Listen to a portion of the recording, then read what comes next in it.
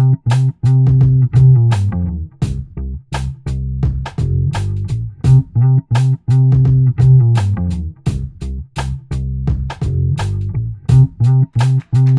we're just a couple of people with imperfect records who have found each other at exactly the right moment. You were very confident last night. No, that was just because I'm old and cranky. That's not the same as confidence. I sounded crazy. Well, men love crazy. How do you measure a man?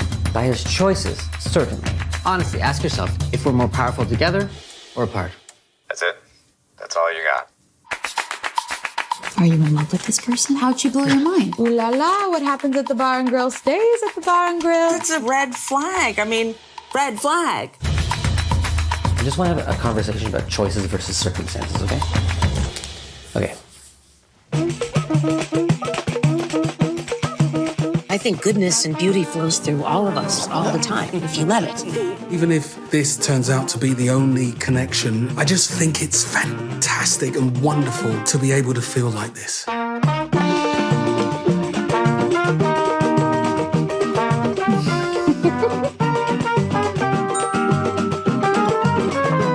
It's all about faith.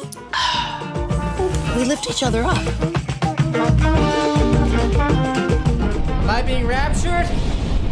Or is this an actual earthquake?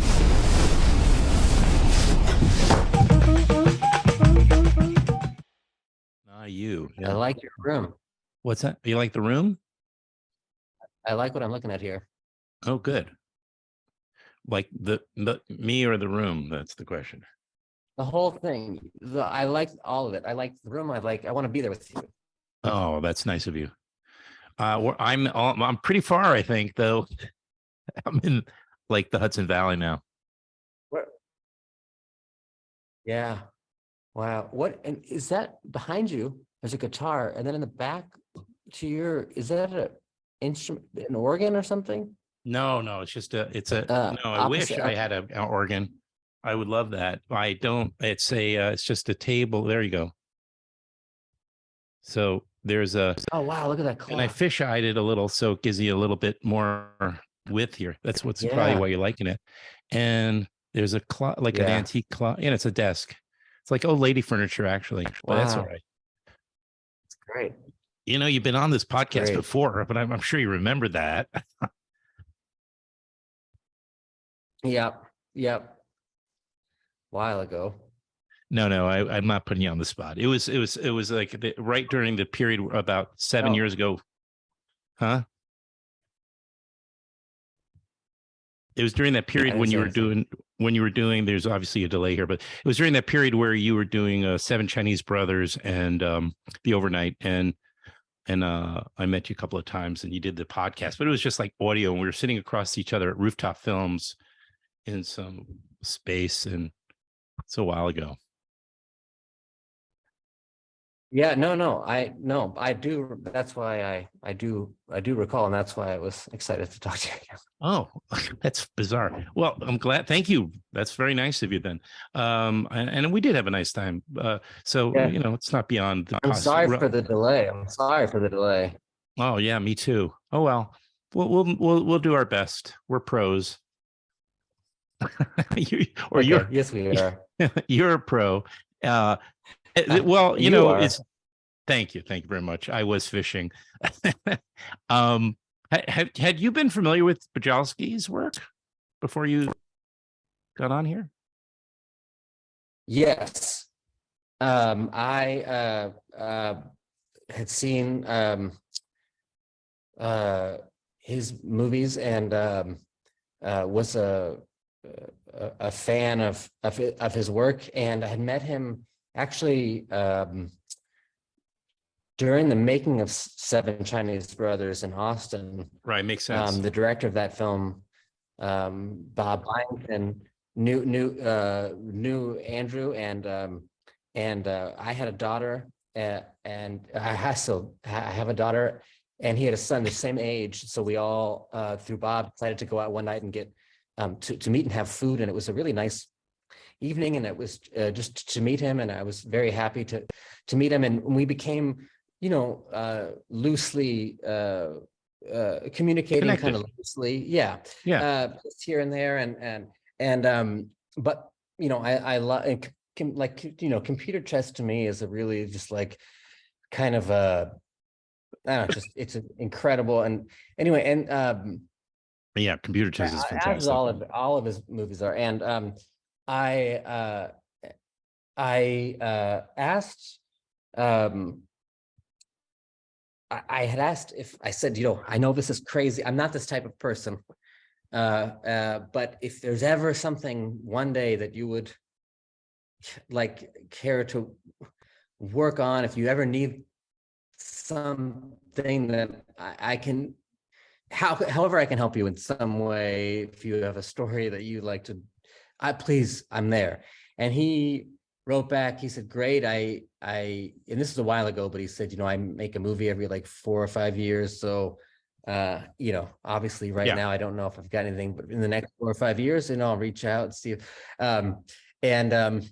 Then in October of 2020, I got this email from Andrew, and it had the word cockamamie in the subject, which is the first time I've ever seen that word actually spelled out. And it's a cockamamie project idea. And anyway, and my hope was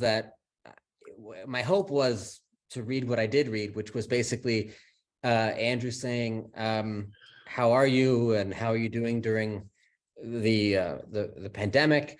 And he basically said I was developing something, but because of COVID, that has had to take a pause.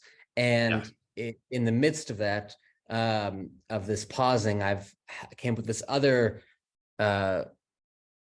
this idea of how I would like to maybe try to make something.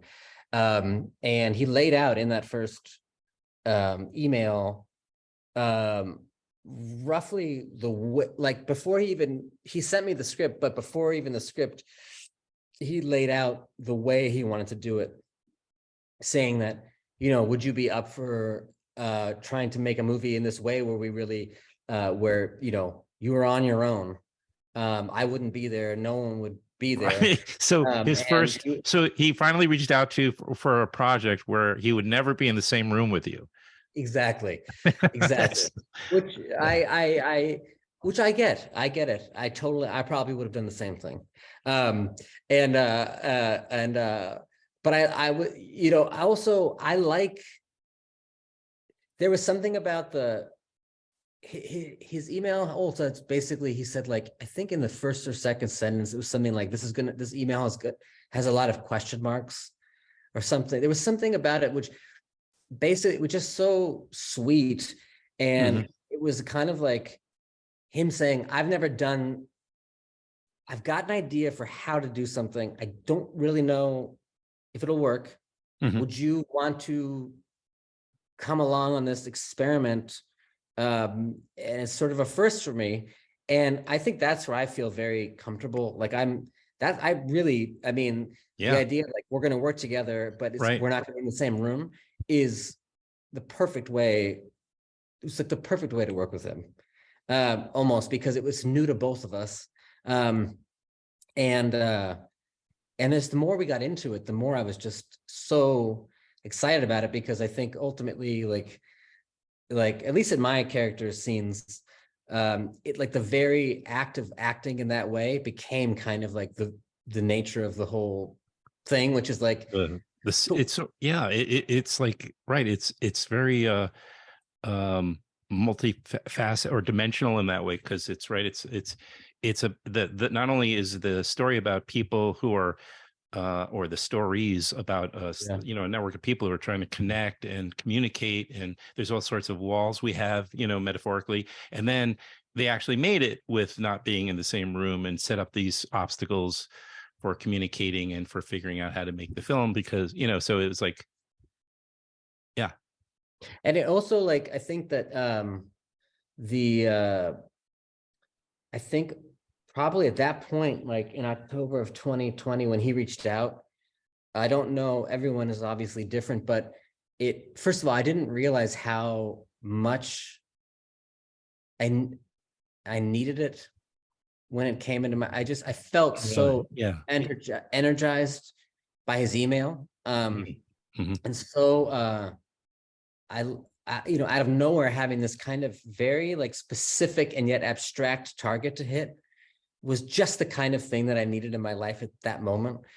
And I think also I wasn't like my job didn't require that I be like a pro at zooming, but in ways that like other people became really good at it. But there is a quality at that point in the pandemic where, because you've done them enough, right, you do start to wonder, like, after you've got off the call with someone, where were you looking? Like, where were you looking into the camera? Right. Were you looking at their face? To what level were you connecting? Listening? Because also, like, depending on how I remember very early on in the pandemic, my wife and I did like this like pub quiz with her friends to try to get some money for charity, and like a I trivia wasn't very thing. good at yes, and I wasn't good at if you laugh, the little green thing goes over to you. Oh, right. You become the speaker. So aware. Yes, it made me so aware of how often I'm mumbling and talking over people and laughing, or you know what I'm saying? Like I could literally physically see my own attention span or my own your habits, your communication. Yes. Yeah. So it's so much better than electric shocks, because they might have done that at one point, like just zap you every time you interrupted somebody. But in this case, you just see a nice little green outline. And yes, I got a few electric shocks under the table. My wife. Kick you with Charlie horses, but but it is, it's so true. And so it's the rhythm of communicating in this way has had to, it changes the way that you pace your conversations, the way you are talking. I mean, even the fact, like, I've had, even when there's technical difficulties, I've had very meaningful conversations with people that keep freezing. Well, we sort of encountering that a little bit at the beginning. Yeah, we were sort of encountering a little bit at the beginning with the delay. You have to learn to, cope or, what am I trying to say? Manage that. So you're right. Yes, exactly. It's that, and we're getting better at it just in the course of our interview. We're learning the delay. And I know now, and I love that we're sort of learning each other's rhythms. Our upload and download speeds, and but so acting in that way, it really what became kind of like that, like in the real scenes, because I would be doing the scenes with Andrew, and by the way, he was on a delay. Wow.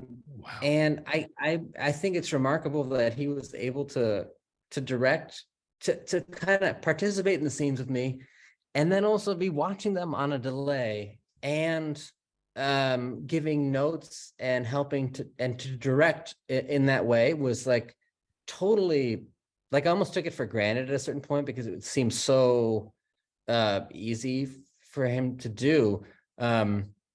But he was so he was so in tune and in touch and right there with me, and he was on a delay, what I did begin to like about it was, I remember a few times, because of the delay and just for other reasons, there were times when I would just do the whole scene without listening, without even having anyone speak, like just take my own cues in my head. And it sort of became like the epitome of like listening to yourself. Like you're waiting for yourself to finish the other person's line in your head.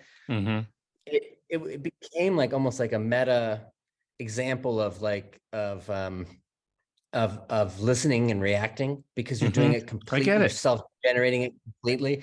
And it was really fun. And you go through all the different like levels of it, like where you feel like it's a scene, then it goes to a thing where it's almost like music, like you're just kind of hitting these points, trying to, keep some consistency to it so they can cut to it back, so there can be they have something to play against.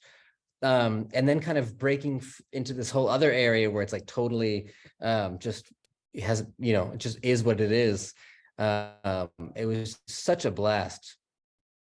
Well, I should have mentioned this at the beginning, because I know what you experienced firsthand, because I was on the set of one of the segments of the film as a crew member, believe it or not. So we share credits on this film with Lily Taylor's. Wow. Yeah, I did some location scouting for Houston and Andrew up here where I live, and we shot Lily's the outdoor cafe scene, her shot right near where I live. So I was on the set for 2 days, so I saw exactly what you're referring to. How was it at that point? At what stage? I'm pretty sure that I was one of the first actors to like sign on not to sign on, but even to put some of this gear to the test, like the little microphones and everything. And it was fun because I love the idea of, well, any hiccup can just be something for someone else, the next group of actors, like almost like you want to write like a note in this little bag that we're sending around to each other, like, just so it's like Jumanji or something. It's like, to the person who inherits this thing, like, so the microphone tends to get a little sticky over here. Where was it in the process with Lily? How long had they been doing it at that point? Was the gear were they in a groove sort of? Yeah, because I know I'm being told we have to wind down, just so you know. But I will happily answer that question. We were the last 10 more minutes. 10 more minutes. Can we do 10 more minutes? Well, it's not up to me. Yeah, totally. It's up to you. 10. We can do 10. Okay. Well, great. Okay. All good. right. Well, thank you very much, Jessica, for flexibility and for the team. Yes, we were the last. We were the wrap, so which I didn't know when I was there until they finished, and then they said it's a wrap. We're done. So I was there in this scene. The last one was that shot of Lily in the garden cafe, shooting. So they had gotten it all down. So you were like probably at the first, and then she was the last. And just it was really quite a great experiment to be part of, I have to say. Yeah. And did you find it amazing how Andrew could direct? Yeah, I mean, wasn't that? I wonder if it's right. Say that again. The last part. Well, I was just curious to know what your takeaway was in terms of watching him do that. I mean, I guess it's like zooming, how you become better at zooming, as you become better at zoom directing. Right. Well, I just want to also people that are watching or listening to also know, just as a footnote, that this was shot.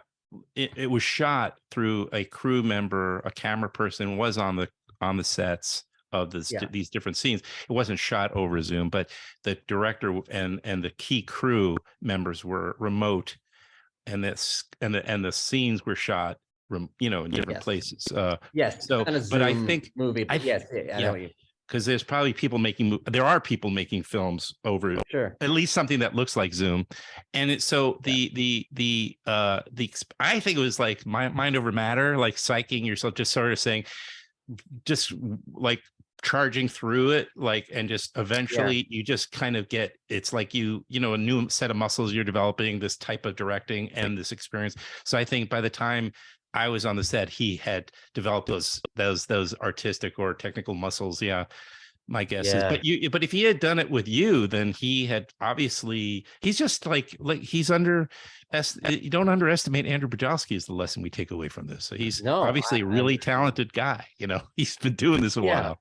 Yeah, but I think also like I wonder too, like, I mean, I've never, this is our first time working together, but like, I wonder, there was something about the, like, I wonder if also, I mean, I will never know this, but like, if we were in the same room together, how it would have affected the questions we would ask each other between takes, or Sure. like the ability, like how long you'd have to react to, if I asked him a question that he could sit there and kind of think about it, like in the comfort of his own home, like how your ideas and what you come up with in response to something is affected by the environment that you're in. Like if he's home having a coffee, you know, he's in his chair, sorry, with his mug, you know, and I wonder if there's a certain,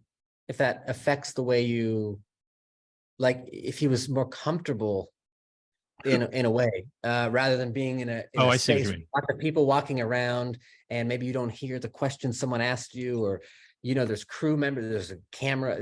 There was really like, just, I mean, what I mean, I guess, is like, he could really focus on the scene. Right. No, I got you. Yeah. Yeah. I don't know, but they were all, you remember, he was with the cinematographer and he was with his producer. So, you know, I don't know. They just, I think that team, they just figured it out. And They were in the same but- room. No, probably, you're right. Probably right. No, they probably weren't.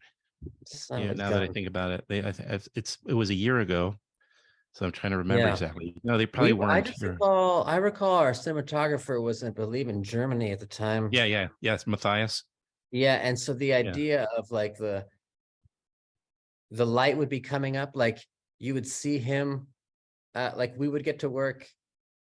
Like I remember getting to work, and it would be light outside, but he had the look of like, you know, he had like a scarf around his neck, and had a jacket on, and was like, "Hello, how are you? Okay, yes, yes. I'm just whispering because everyone's sleeping here." You know, like right. different time zones. Yeah, live, right. I you're forgot. gonna Yeah, see sure. the sun coming up behind him was amazing. Yeah. Wow. Well, it sounded like you had a great time. And so you didn't make it onto Computer Chess, but you made it on this other film, which I think is going to find an audience because of all this unique stuff we've been talking about. Yeah, yeah. I hope And the fact so. that you and Lily Taylor and so many other talents are in it. So, you know.